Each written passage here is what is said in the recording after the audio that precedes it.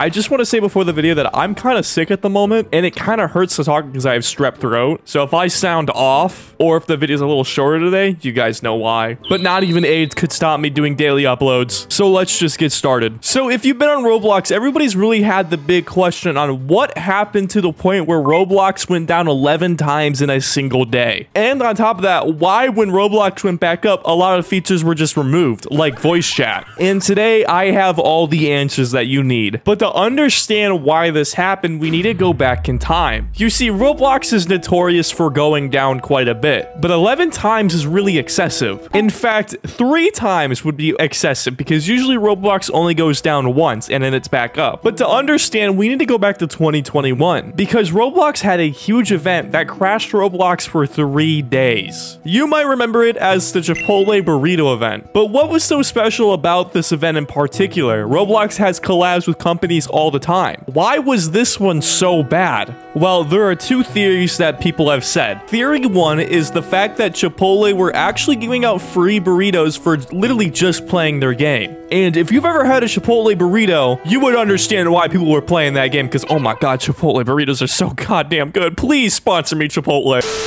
Sorry, I got a little sidetracked. I really like Chipotle. Back to theory 1. Within the first week of that Chipotle event happening, over 4 million people had played it over the entire week, not concurrently. And even though the general population believes the fact that Chipotle was actually responsible for Roblox going down, 4 million people over a week is not unheard of in Roblox. In fact, it's actually pretty normal. Hell, I would even say that's on the lower end of visits on most popular games in Roblox at the moment, which makes theory 1 not really that plausible. You have games like Adopt Me, Bloxburg, and Bloxfruits getting over 250,000 concurrent players at a time. I guarantee over the course of a day, that'd be well over 4 million. So if it's not theory 1, then what's theory 2? Well, theory 2 kind of goes like this. The Chipotle event actually didn't cause it whatsoever. In fact, it was just a coincidence. Even to this day, most people probably believe that Chipotle was the one that caused it. But what if I told you Roblox themselves said that Chipotle didn't cause it, and in fact, it was an internal server error? And I honestly believe them because if it was a game that caused Roblox to go down, parts of Roblox would usually still work. You see, in my experience with Roblox games going down, usually it's just the experiences of themselves that aren't working. However, you wouldn't get an entire 3-day outage of no Roblox, no website, no nothing. And so now that we understand why Roblox went down in 2021, let's go ahead and come back to 2023 and let's sit down and deduce why Roblox went down. So there's a few key players in this entire thing. The big players being Roblox servers, the fact that it was the weekend, and a Bloxfruits update. So let's start with what hasn't caused Roblox to go down on that day 11 times. We know it wasn't the servers, or I should phrase it, an internal problem. And we know it wasn't an internal problem because Roblox kept coming back up. If it was an internal problem, the same thing that happened in 2021 would have happened in 2023. We would have seen a nice, long, massive server outage of Roblox for a few days probably. But thankfully, that isn't the case. So if it wasn't an internal problem, that only means that it was an external problem. And so let's look at the external factors. Biggest one being the Bloxfruits update. Now, me personally, I have never played Bloxfruits and I probably never will play Bloxfruits. It's just simply not my style of game. However, I don't need to play Bloxfruits to understand how massive the game is. In fact, the game is so popular, during its peak hours, it literally peaked above the game Counter-Strike, in which Counter-Strike has over 1 million concurrent players playing constantly. So that should give you some perspective on just how big this game actually is. And so with all these players constantly playing Bloxfruits, a perfect storm was made,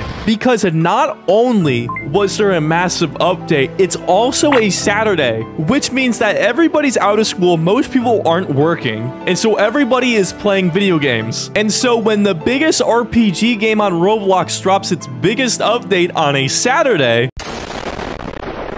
you can kind of see where this is headed. And when the Blox Fruits update dropped, a whopping almost 2 million players were trying to play Blox Fruits at the same time. And obviously, Roblox servers couldn't handle that much traffic. So what we ended up seeing was Roblox going down. But here's the kicker. People didn't stop. And you could see this with the player count of Blox Fruits on Saturday. In fact, the more it went down, the more people tried getting into the game, which once again made a perfect storm for Roblox servers to go down 11 different times. But here's the thing, it isn't Blox Fruits' fault for being such an amazing popular game. It's Roblox's fault for not being able to handle this much people. If anything, Blox Fruits is the victim here. Because just imagine how many players Blox Fruits lost on that Saturday because Roblox couldn't let them play. If you were a developer that had a massive update planned out for months ahead, wouldn't you be a little bit upset if the Roblox servers just shit the bed? And then on top of that, people are blaming you for Roblox being down? Not only is it losing you money, it's also hurting your reputation. And when these things happen, everybody is quick to blame the game that made the update. Usually it's either Adopt Me or Bloxburg that do it, but this time it was Blox Fruits. So the real answer about why Roblox went down 11 times wasn't necessarily because of Blox Fruit, it was Roblox's incompetence to hold that many players in a given day. If Roblox just handled the situation a little bit better,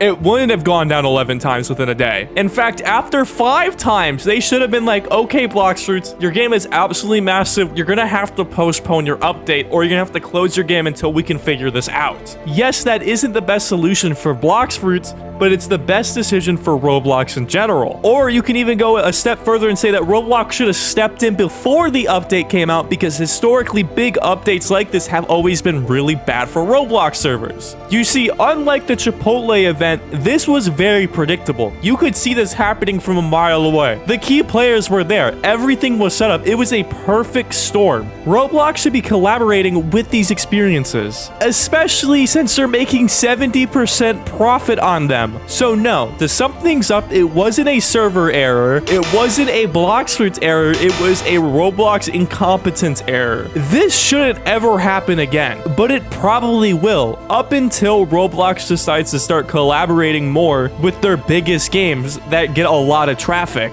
And so if there's one thing you should take away from this video, it's not to be mad at Blox Fruits, it's not to be mad at these big games. The only people that are directly responsible for this is Roblox themselves. I personally love Roblox, but we need to hold Roblox accountable. And we can't hold them accountable if we're all going after Blox Fruits, because once again, it's not their fault. But if you have a different theory or you disagree with my take, I want to see your take. If you watched this entire video and you have gotten all this information from this, I want to see how you put a spin on this. Because honestly, this is just my opinion. But with all the evidence that we had gathered today and all the things that we thought of, I would say it's the right opinion. And before I know it, I made a full 8-minute video on strep throat. Are you kidding me? I wanted today to be short, but I guess not. I got carried away. So hopefully I feel better, and I hope you guys have a good rest of your guys' day. Bye, everybody.